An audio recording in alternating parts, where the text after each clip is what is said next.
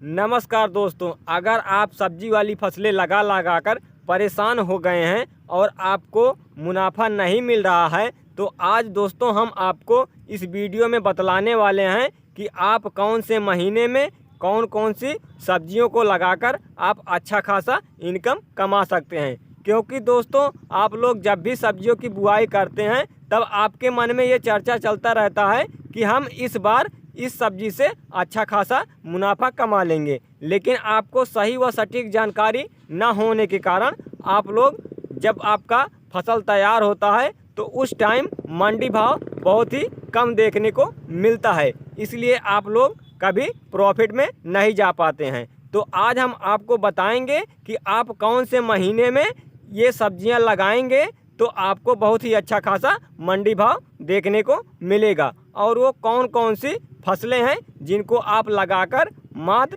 35 से 40 दिन में आप इनकम कमाना शुरू कर देंगे। तो दोस्तों वीडियो पे बने रहिएगा। मैं हूं अमित कुमार और आप देख रहे हैं मेरा यूट्यूब चैनल अमित के ब्लॉग में आपका बहुत बहुत स्वागत है दोस्तों। तो दोस्तों आज हम आपको 3 ऐसी फसलों के नाम बताने वाले हैं, 3 ऐसी सब्जियों के नाम बताने वाले हैं जिनका आप खेती कर बहुत ही अच्छा खासा मुनाफा कमा सकते हैं।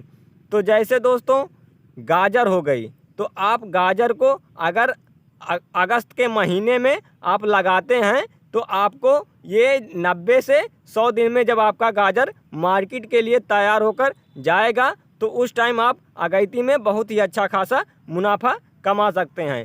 तो दोस्तों अब बात आती है कि हम कौन से गाजर का चुनाव करें। तो सैंग्रो कंपनी का ये 2 से 3 जो वैरायटियाँ आती हैं ये बहुत ही अच्छी वैरायटी हैं। आप इनका चयन कर अपने खेत में गाजर की बुआई कर दीजिए। तो दोस्तों अब बात आती है कि हमने तो बीज ले लिया है, अब इसकी बुआई कैसे करें, कैसे खेत को तैयार करें और किस विधि से बोएं जिससे हमारा गाजर बहुत ही अच्छी कंडीशन में अच्छी क्वालिटी का हो सके। तो दोस्तों गाजर की बुआई करने के लिए पहले आप अपने खेत को जो तोता हल आता है या फिर जो गहरे चलने वाले यंत्र आते हैं आप उनसे अपने खेत को 2 से 3 बार गहरी जुताई करवाकर खेत को छोड़ दीजिए। उसके बाद आपको अंतिम जुताई रूटावेटर से करवानी है। तो रूटावेटर से जब आप जुताई करवाने चल रहे हैं उसके पहले हमें कौन कौन सा बेसल डोज उसमें डालना है कि जिससे हमारा जो गाजर का पौधा रहेगा वो ठीक तरीके से जर्मिनेशन ले सके और अच्छी तरीके से वो ग्रोथ करे कि उसमें कीट ना लगें। तो आपको उसमें लेना है जो बेसल डोज आपका रहेगा, उसमें आप 3 से 4 ट्रॉली सड़ी हुई गोबर की खाद लेनी है। 3 से 4 ट्रॉली आप पूरे 1 एकड़ के हिसाब से हम आपको ये डोज बतला रहे हैं, तो आप 1 एकड़ में 3 से 4 ट्रॉली गोबर की सड़ी हुई खाद डाल दीजिएगा। उसके बाद DAP जो आता है आप उसको 50 किलोग्राम ले लीजिएगा। साथ में SSP खाद जो आता है आप उसको 50 किलोग्राम ले लीजिएगा पाउडर फार्म वाली, और उसके बाद आप साथ में MOP खाद ले लीजिएगा। इन तीनों को अच्छी तरह से मिलाकर आप अपने पूरे खेत में छींटकर अंतिम जुताई करवा दीजिए। और हाँ, अगर आपके खेत में दीमक की समस्या है तो आप रिजेंट ले सकते हैं 5 किलोग्राम, या फिर आप फ्यूराडान जो आता है उसको ले सकते हैं 3 किलोग्राम। इन सबको मिलाकर खेत में छींटकर आप अंतिम जुताई रूटावेटर से करवा लीजिए। उसके बाद पाटा लगवाकर पूरे खेत को समतल करवा लीजिए आपका खेत तैयार हो गया है गाजर की बुआई करने के लिए। तो दोस्तों हमने तो खेत तैयार कर लिया है, अब बात आती है हम इसकी बुआई कैसे करें। क्योंकि हमारे भारत में ये बुआई 2 तरीक़ों से होती है, एक तो छिड़काव विधि से होती है और दूसरा जो है वो ट्रैक्टर से जो चलने वाले यंत्र हैं आप उनसे भी बिजाई कर सकते हैं। अगर जो छिड़काव विधि से करेंगे तो उससे आपका जो है जर्मिनेशन थोड़ा कम होगा, क्योंकि आप छिड़काव करवाकर रूटावेटर से जुताई करवा देते हैं तो उससे जो हमारा गाजर का बीज रहता है वो जो नीचे दब जाता है ज़मीन में वो सही से जमाव नहीं ले पाता है, तो नीचे वो पड़े मिट्टी में सड़ जाता है। तो आप ट्रैक्टर चलित यंत्र से आप बुआई कर सकते हैं। और अगर आप सिंपल तरीके से बुआई कर रहे हैं तो आपको जब छिड़काव विधि से बुआई करें तो आपको जो बीज लेना है वो थोड़ा ज़्यादा लेना पड़ेगा। तो दोस्तों अगर अब हम आपको ये बता दें पहले कि आप जो बीज लेंगे वो 1 एकड़ में आपका कितना बीज लगेगा। तो 2.5 किलो से लेकर 3.5 किलो का बीज लगता है। आप अगर बेड राइजर से या बेड मेकर से आप बुआई कर रहे हैं, और अगर आप सिंपल तरीके से बुआई कर रहे हैं तो आपको लगभग 4 किलो के आसपास बीज को लेना है। बुआई करने के बाद आप उसमें पानी चला दीजिए। अगर आप स्प्रिंकलर लगाए हुए हैं तो आप उसको 2 से 3 घंटे तक उसको चला दीजिए, जब तक आपकी नालियों में पानी ना आ जाए। जब आप देखिए उसमें कहीं थोड़ा थोड़ा पानी भरा हो चुका है, तब आप अपना स्प्रिंकलर बंद कर दीजिए। और अगर आप सिंपल तरीके से बेड बनाकर खेती कर रहे हैं कि आपके पास स्प्रिंकलर नहीं है और आप ट्यूबवेल के सहायता से आप उसकी सिंचाई करना चाह रहे हैं, तो आप अपने जो आप बेड बनाए हैं, जब बेड में आधी नालियों तक पानी पहुंच जाए तब आप उसको बंद कर दीजिएगा, क्योंकि आधी नालियों में जो पानी रहेगा उससे आपको ऊपर तक पूरी सर्दी पहुंच जाएगी और जो हमारा बेड है वो पूरी तरह से बना रहेगा ठीक तरीके से, मिट्टी पूरा भुरभुरा रहेगा। अगर आप पूरे बेड में पानी भर देते हैं तब हमारी मिट्टी टाइट हो जाती है। जब टाइट हो जाएगी तो ठीक तरीके से हमारा जमाव भी नहीं आ पाएगा और ठीक तरीके से पौधा ग्रोथ भी नहीं कर पाएगा। और जब पौधा ठीक तरीके से ग्रोथ नहीं कर पाएगा तो जो हमारे गाजर का फसल है, जो उसकी जड़ें हैं, कंद हैं, वो छोटी रह जाएंगी, वो लंबी साइज की नहीं निकल पाएंगी, तो जिससे हमें उत्पादन में कमी देखने को मिलेगी। तो अगर आप इस विधि से गाजर की खेती करते हैं तो आपका जो कंद है वो काफ़ी लंबा निकलेगा और काफ़ी शानदार क्वालिटी में निकलेगा। तो आप कुछ इस विधि से आप गाजर की खेती कर लीजिएगा। तो दोस्तों अब बात आती है दूसरी फसल के बारे में। तो हमारी जो दूसरी फसल है वो कौन कौन सी है? तो हमारी जो दूसरी फसल रहेगी वो है प्याज। जी हाँ दोस्तों, अगर आप पोटियों वाली प्याज, जो हरी प्याज हम लोग बोलते हैं, अगर आप उसकी खेती करते हैं अगस्त महीने में तो आपको बहुत ही शानदार रिजल्ट देखने के लिए मिलेगा मंडी भाव में। तो अब अगर आप मंडी भाव देखेंगे तो आपको लगभग 50 रुपये से लेकर 60 रुपये पर केजी के हिसाब से मंडी में आपको ये बिक्री के लिए रेट भाव देखने को मिल सकता है। तो दोस्तों अब बात आती है कि प्याज की हम बुआई कैसे करें। तो दोस्तों प्याज की बुआई करने के लिए आपको सेम यही मेथड अपनाना पड़ेगा, यही सेम चीज़ें आपको प्याज के लिए भी करनी है। तो प्याज के लिए आप जब खेत तैयार कर रहे हैं तो उसमें आप सल्फर ले लीजिएगा 3 किलोग्राम, उसको आप मिलाकर अपने खेत में छिड़काव कर दीजिएगा। जो आप खाद मिला रहे हैं उसमें आप 3 किलो सल्फर 1 एकड़ में आप मिलाकर पूरे खेत में बिखेर कर अंतिम जुताई करवा लीजिएगा। इससे दोस्तों हमारा ये फ़ायदा होगा कि जो हमारे कंद में हमारा प्याज का जर्मिनेशन के बाद जो हमारे पत्तियां पीली होना शुरू हो जाती हैं, जो उसमें फंगस लग जाते हैं जर्मिनेट टाइम पर, तो वो आपको नहीं मिलेंगे। इससे हमारा जो फंगस है वो काफ़ी हद तक कंट्रोल रहता है। तो दोस्तों आप इसको लेकर डालकर अंतिम जुताई रूटावेटर से करवा लीजिएगा। उसके बाद आप बेड बना लीजिएगा, चाहे बेड मेकर, बेड राइजर से, या फिर आप मजदूरों की सहायता से बेड बनवा लीजिए। बेड बनवाने के बाद आप जो आपका बेड रहेगा उन दोनों साइडों में आप 2 लाइन में या फिर 3 लाइन में आप हरी प्याज की बुआई कर सकते हैं। तो बुआई कैसे करेंगे? तो जो हमारे छोटे छोटे प्याज के आते हैं आप इनको लेकर आप बुआई कर दीजिएगा, क्योंकि ये कंद वाली फसलें हैं दोस्तों, तो इनको आप हाथों से बुआई कर सकते हैं या फिर आप मज़दूरों की सहायता से बुआई करवा लीजिए। तो दोस्तों अब बात आती है कि जब हमारा पौधा जर्मिनेट के लिए आ जाए, जब हमारा पौधा 10 से 15 दिन का हो जाए, तो हमें इसमें कौन कौन सा स्प्रे करना है। तो आप उसमें कार्बेंडाजिम प्लस मैंकोजेब का जो कम्बिनेशन आता है आप उसको ले सकते हैं। जैसे ये साफ में आपको मिल जाएगा टेक्निकल, यही टेक्निकल सेप आपको गुगली में मिल जाएगा। तो आप इसको 40 ग्राम ले लीजिएगा 15 लीटर पानी में, और साथ में आप थाइमोथेक्सान जो 25% आता है आप इसको ले लीजिएगा 8 ग्राम। इन दोनों को आप मिलाकर 15 लीटर पानी में घोलकर आप स्प्रे कर दीजिएगा। इससे जो हमारे रस चूसक कीट हैं वो भी ख़त्म हो जाएंगे और जो हमारा प्याज का पौधा पीला हो रहा है वो भी नहीं होगा।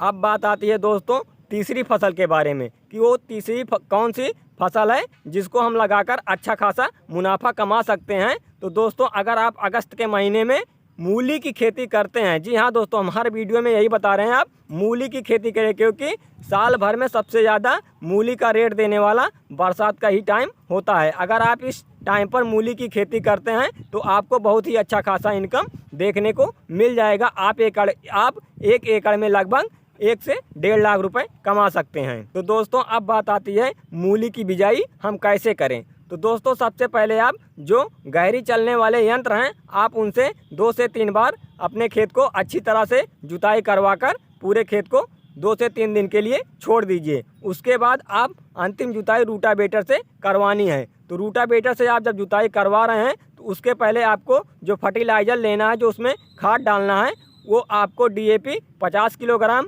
SSP खाद 50 किलोग्राम पाउडर फार्म वाली और साथ में 25 किलोग्राम MOP खाद जो पोटास होता है आप उसको ले सकते हैं। जो हमारी मूलियों में काले रंग का कीट लग जाता है, खा लेते हैं तो काला काला मूली हो जाता है, आप उसके नियंत्रण के लिए आप फ्यूराडान ले सकते हैं 1 एकड़ में 3 किलो, या फिर कार्टाफ हाइड्रोक्लोराइड ले सकते हैं 1 एकड़ में 5 किलोग्राम। आप इनको सबको मिलाकर पूरे खेत में छींटकर अंतिम जुताई रूटावेटर से करवाकर पूरे खेत को पाटा लगाकर समतल करवा लीजिए। जुताई करवाकर जब आप पाटा लगवाकर पूरे खेत को समतल करवा लिए हैं तो अब बात आती है दोस्तों कि हम कौन से बीज का चुनाव करें। तो दोस्तों जो सिजेंटा कंपनी का R33 के नाम से आता है, ये मूली बहुत ही अच्छी मूली है। इसमें रोग थोड़ा कम लगता है। जैसे आपकी अदर मूलियां हैं उसमें अगर 50% रोग लग रहा है तो इसमें 20% रोग ही लगेगा। तो अगर आप इसको अगर साथ में डाल देते हैं ये बेसल डोज, तो जो आपका 20% का रोग है वो भी ख़त्म हो जाएगा। तो आप इनको लाकर अपने खेत में बुआई कर सकते हैं, या फिर आप एग्रो कंपनी का या फिर आपके एरिए में जो अच्छी मूली पैदावार दे रही है आप उसका चयन कर सकते हैं। तो आप उसको लाकर अपनी खेतों में बुआई कर दीजिएगा। तो दोस्तों बुआई करने के बाद सबसे बड़ी जो समस्या आती है हमारे किसान भाइयों के पास, वो खरपतवार को लेकर आती है। क्योंकि दोस्तों खरपतवार की वजह से हमारे जो मूली के पौधे हैं उसमें बहुत ही ज़्यादा रोग आते हैं, बहुत ही ज़्यादा कीट आते हैं। तो आप उसको कैसे नियंत्रण कर सकते हैं। तो उसके बाद जब आप बिजाई कर लीजिए दोस्तों, तो आप पेंडामेथिलिन जो आता है आप उसका स्प्रे कर दीजिए। इससे आपके जो मूली में घास होने वाली है वो घास नहीं होगी, खरपतवार से आपका मूली मुक्त रहेगा। तो आप उसको लाइएगा पेंडामेथिलिन, आप उसको 35 से 40 ml प्रति 15 लीटर पानी में आप मिलाकर स्प्रे कर दीजिए। स्प्रे करने के बाद आप तुरंत ही अपनी मूली की सिंचाई कर दीजिए, उसमें पानी लगा दीजिए। क्योंकि दोस्तों अगर आप पानी नहीं लगाएंगे तो ये जो हमारा पेंडामेथिलिन है ये ठीक तरीके से काम नहीं कर पाएगा। इसका आप जब भी किसी फसल में आप स्प्रे करें तब उसके बाद आप उसकी सिंचाई ज़रूर कर दीजिए। सिंचाई करने के बाद आप उसको छोड़ दीजिए और जब देखिए उसमें सर्दी थोड़ा कम है तब आप उसकी फिर से एक बार सिंचाई कर दीजिए। तो इसी अंतराल पर आप सिंचाई करते रहें जब तक कि हमारी मूली का जर्मिनेशन ठीक तरीके से ना हो जाए। जर्मिनेशन होने के बाद आप लगभग 15 से 20 दिन पे देखेंगे तो हमारे पौधे जब थोड़ा ग्रोथ करने लगते हैं तब उसमें काली भुनगी या फिर लाल कीट का प्रकोप देखने को मिलता है। तो आप उसके नियंत्रण के लिए कौन कौन सा दवा लाकर स्प्रे करना है तो वो पूरी जानकारी अगर आपने अभी तक नहीं लिया है तो आप मूली की खेती ठीक तरीके से नहीं कर पाएंगे।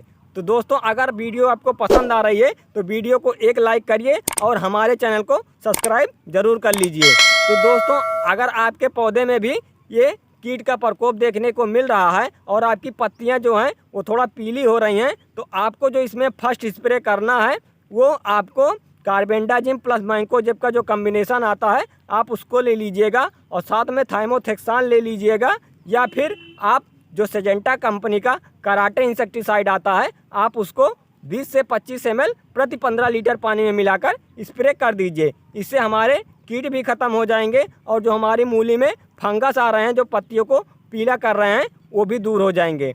तो आपको ये स्प्रे सेम स्प्रे आपको 7 दिन बाद फिर से दोहरा देना है। तो दोस्तों जो हमारा सेकेंड स्प्रे रहेगा वो लगभग 20 से 25 दिन के अंतराल पर रहेगा। तो ये स्प्रे हो सकता है आप जान लें कि ये आखिरी स्प्रे रहेगा, क्योंकि हमारी जो मूली है वो 30 से 35 दिन में हार्वेस्टिंग के लिए तैयार हो जाती है। 30 से 35 दिन बाद आप मूली को बाज़ार में ले जा सकते हैं और मंडी भाव लेकर आप अच्छा खासा मुनाफा कमा सकते हैं। तो दोस्तों जो हमारा सेकेंड स्प्रे रहेगा उसमें लेना है आपको साइमोक्सिनिल प्लस मैंकोजेब का जो कम्बिनेशन आता है आप उसको ले लीजिएगा 40 ग्राम, और साथ में आपको लेना है एमाबेक्टिन बेंजॉय, इसको आप लेंगे 10 ग्राम। इन दोनों को आप मिलाकर अपने पौधे में डाल दीजिएगा। उसके बाद आप लगभग 35 से 30 से 35 दिन में आपकी मूली हार्वेस्टिंग के लिए तैयार हो जाएगी। तो इसके बाद आपको स्प्रे करने की कोई आवश्यकता नहीं है। बस आपको ये ध्यान रखना है कि आपके खेत में कोई भी खरपतवार ना होने पाए